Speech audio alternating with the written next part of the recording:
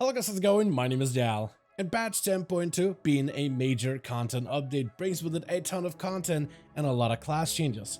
And one of the main focal points of the Guardian of the Dream update is to give a bit of a revamp for classes like rogues as well as demon hunters. So far on this channel, we've been able to cover the rogue revamp quite in depth, but the demon hunter has been lagging behind until this most recent PTR build. Part of this rework, the class of Demon Hunter is getting more baseline abilities, which were previously found within the class or the spec tree. The class tree, the havoc tree, and the vengeance tree are also seeing a new additions, from new capstone choices, as well as adjustments, as well as brand new talents that open up some more build opportunities. But as has been PTR, everything here is subject to change, and they're looking for a lot of feedback to help shape this class in a good direction. So as you watch this video, feel free to let me know in the comments down below, what are your thoughts on the current state of the Demon Hunter on the PTR, and what other additions or changes would you like to see going forth for the next few builds. But right before we get to highlight the new revamp coming to Demon Hunters over on the PTR, most of you guys watching these videos are still not subscribed. However, the more of you remind, the more of you do, so let's keep it going. Subscribe to the channel and ring the bell if you're watching these videos anyway. Especially if you want to get more regular content regarding Dragonflight 10.2 or any of the future updates going forward. Part of the Demon Hunter rework involves restructuring their talent tree. This includes the base class tree that is shared by the two playstyles, as well as new additions meant for Havoc and Vengeance specifically. To make more room for the new gameplay options, certain talents and abilities have now become baseline to the class of Demon Hunter. One of those is Sigil of the Flame, part of the base class toolkit, which now deals additional damage without any talents to help reinforce it. With Sigil of Flame gone from the talent tree, Vengeance will now passively learn Sigil of Misery to replace it. Havoc will still start out with Vengeful Retreat, but can now pick up Misery rather easily. Metamorphosis baseline now has a 3-minute cooldown, which can easily be knocked down to 2 minutes with a few talents within the class tree. This means a 2-minute metamorphosis for both Havoc and Vengeance, which offers far more flexible meta usage within endgame content. Havoc also gains the basic stun of Fell Eruption, perfect for single target disruptions, as well as Demonic Appetite, which increases passive survivability and provides you with more resource recovery. And as of the most recent PTR build, we've seen a significant set of changes for the Demon Hunter class tree, specifically when it comes to our capstone choices and options. To start from the top, Fellblade and Aura of Pain are now separate choice nodes, which is huge for Havoc builds which heavily lean into the Immolation Aura playstyle. A new passive defensive option can be found within the right hand side, Live by the Glaive. The sound offers passive healing and resource value for the tank spec of Vengeance, but seems somewhat situational for Havoc, may be usable within PvP content. Both the Illidari Knowledge and the Will of the Illidari are now a 1-point cost node, offering 5% magic protection or health increase. Darkness now gains additional value within small group content like rated arenas and dungeons, with its avoidance effect amplified by 100% when used outside of raid groups. Then we have our capstone choices. The only one that stays about the same is the Hunt, but you no longer increase its damage or reduce its cooldown, rather baseline the ability hits a little bit harder. Left hand side is now a choice node between Collective Anguish and Fodder to the Flame, which is certainly a decision maker. On top of it, Fodder can now be controlled with Spectral Sight, which reveals a skulking demon out of the shadows for you to slay and empower yourself. So far, we've seen more demon hunters prefer Fodder over Anguish, but tuning may affect this decision making going forward. And right hand side is more Sigil themed and now houses the Elysian Decree, where the Demon Hunter is now capable of speccing into both Elysian and Fodder to the Flame, where previously that was not possible. And at the best, you can now choose between two class capstones no matter how you swap your talents around, which offers you with a few gameplay defining options. Next, we have the DPS spec of Havoc Demon Hunter, which has seen a partial rework in the earlier build over on the PTR, but as of this week, we finally get to see more of a complete picture of what the playstyle is looking to offer within Dream of the Guardians. Defensively, we see new talents such as Demon Hide, which provides you with better physical protection and amplified magic damage, which should include chaos damage sources. and Scars of Suffering, which increases your versatility while making it easier for your tanks to hold on to their aggro. Demon Hunters are also going to have to travel through 2 gates before picking up even more options further down the talent tree. The first gate consists of defensives such as Desperate Instincts and Netherwalk. The second gate will have more utility options such as Mortal Dance and Deflecting Dance, which increases Demon Hunter's survivability if you can land a Blade Dance during a moment of high damage intake.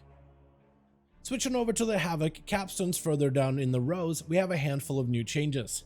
Your capstones now consist of Essence Break, which retains its original function, Fell Barrage, which will now drain your fury rapidly while unleashing a hefty chaos damage onto nearby targets, and from early testing, this one seems quite potent within AoE encounters. Shattered Destiny remains the same as before, as does Any Means Necessary, though above Any Means is now a new talent of Chaotic Disposition, which acts sort of like a chaos version of the Shaman's Wind Fury effect, where your chaos damage can sometimes roll again but at a reduced value, and then keep rolling a few times in a row. It's hard to tell how good this talent is going to be, but within early testing, it does somewhat decent within the Mythic Plus environment. Then finally, we have a Fire Inside, which allows immolation builds to flourish. You get 2 charges of Immer Aura baseline, and every time you use it, there's a 30% chance that it will be instantly refunded. You can now have multiple immolation auras active at the same time. Together with certain talents like Isolated Prey, your immolation aura can now be a permanent crit when used against a solo target. Combine this together with Growing Inferno, Burning Wound, Rage Fire, as well as Unbound Chaos, and you have a pretty potent fire demon focused build on your hands. Finally, it is worth noting that momentum is still part of the Demon Hunter DNA. Some in the community love the interaction between movement and the damage components of Demon Hunter. By lore, they forego heavy armor and instead capitalize on speed and agility. Their mobility is unrivaled, and they use it to hunt down and eradicate their prey with chaos magic and deadly warblades. But not everyone in the community loves feeling like they're forced to zoom and dash around the boss arena, and would prefer to have more control over when and where they get to use their demonic movement skills. Some concessions are being made without removing momentum entirely out of the class kit. Momentum itself is now a 6% damage increase that lasts for 6 seconds whenever you use movement skills like Fell Rush, The Hunt, and Vengeful Retreat. Every time you move with momentum, the duration of this buff is added together, so theoretically it is possible to use all of your movement skills at once to build up the buff uptime, then plant your feet and execute your damage rotation safely. You're like a cat with zoomies. At first you dash all over the house, then you come to a rest and you just get to play your class for a moment. The second version of momentum is Inertia. Using Fell Rush with Unbound Chaos increases your damage done by 20% for 5 seconds. Compared to momentum, this buff is a lot more immediate, offering much greater damage but in a much smaller window. With support talents like a Fire Inside, you can benefit from this talent in a much greater capacity, and you can even line up many of your cooldowns around this window, which fits the Demon Hunter Big Burst archetype. And to make momentum more palatable, the talent Dash of Chaos allows you to use Fell Rush, then reactivate the ability again to rush back to your original location. This allows you to recenter yourself after dashing past your target. The talent currently also helps you stack up momentum and deal separate damage, acting like a second Fell Rush, though this change may change throughout the PTR cycle. It also allows you to weave very interesting movement skills together to dance around your enemy targets, which is insanely fun if you can keep up with the chaotic movement. At the same time though, it can also be disastrous, as you can easily phase through floors with this ability using a handful of skills within a set combination, which is great for you that love to explore outside of the bounds of the game world, but also not amazing if you're mid-combat with a boss and just kind of phase through a wall and now you're stuck there, part of the scenery. Unlike Havoc Demon Hunters, Vengeance talent changes are a bit more subtle. A good portion of the new gameplay options will be coming from their class tree, which offers new defensive and utility options. In the spec tree, we see skills such as Extended Spikes, Agonizing Flame, Burning Blood, and Dark Glare Boon become cheaper to talent into, which refunds you 4 talent points to reinvest elsewhere. And while Havoc Demon Hunters may invoke sigils with specific talent builds, Vengeance is the sole playstyle that has truly mastered all of their sigils. With the talent of Illuminated Sigils, they gain 2 charges of every sigil available to them. Currently, the talent isn't quite ready for testing, but the in-game tooltip does suggest that every sigil, even the Elysian Decree, should now be able to gain an additional charge for the Demon Hunter to use during combat. You also gain a 20% increased chance to parry attacks as long as a target is under fire from a Sigil of Flame ability. And this talent is quite powerful on paper and would provide you with greater control through the use of your sigils. Sigil of Fire becomes a powerful defensive to help mitigate against physical damage, and Elysian Decree, if it works with this talent choice, can now be used to establish big bursts of damage as well as resources to keep your deadly rampage going uninterrupted. We also get a new shift within the Vengeance capstones. Soul Crush remains the same familiar option, but Soul Carver will now generate 3 lesser souls when used in combat. Last Resort remains as it was, reliable as ever. Sigil of Chains becomes a capstone choice, moved to make more room within the top 2/3 of the talent tree. And the choice between Down in Flames and the newest addition of Illuminated Sigils, though we could see some of these capstones adjusted positionally going forward.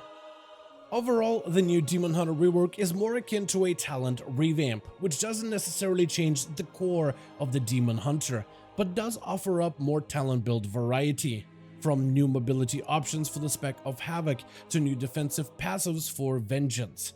The cooldown reduction of Metamorphosis is a big gain for the class entirely, which allows you more flexibility when it comes to unleashing your ultimate form, be it for offensive or defensive purposes, depending on your playstyle. The class talents and new baseline options for either spec are generally good. The capstone choices and combinations available for Havoc are exciting to experiment with, and Vengeance changes so far look good on paper, though we aren't able to test some of the more impactful talent options on the PTR just yet.